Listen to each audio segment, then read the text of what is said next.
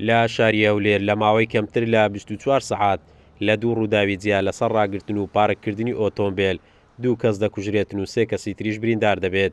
پارێزەرێک دەڵێت ڕۆژانە لەسەر ڕاگرتنی ئۆتۆمبیل و کۆتر و هەندێک بابەتی بچووک خەڵک دەکوژرێن لەم شارە.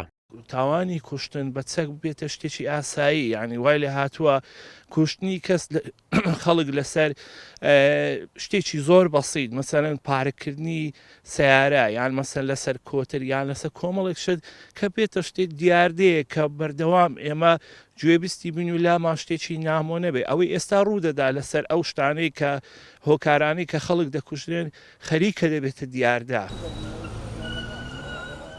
ڕووداوەکانی کوشتن و تەقەکردن مەترسی لای بەشێک لە هاوڵاتیان دروست کردووە کە چەک بەشێک لەو کێشانەیەک لای دەکاتەوە. توێژەرێکی کۆمەڵایەتی ڕای وایە پێشنەگرتن لەو ڕووداوانە وا دەکات بەردەوام دووبارە ببنەوە و دڵە ڕاوچێ لە نێو کۆمەلگادا دروست بکات.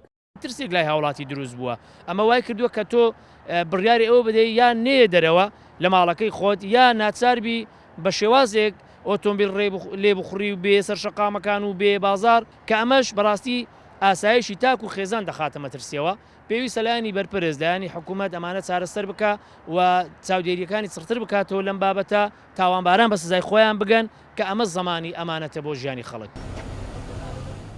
بەشێکی زۆری ئەو شەڕ و توندوتی ژیانەی کە بە چەکێک لای دەکرێنەوە کۆتایی هێنانە بە ژیانی چەندین کەس و لە شاری هەولێریش لە ماوەی ڕابردوو چەندین حاڵەتی کوشتن و توندوتیژی ڕوویان داوە. قارەمان جەوهەر، کورسات نیوز، هەولێر.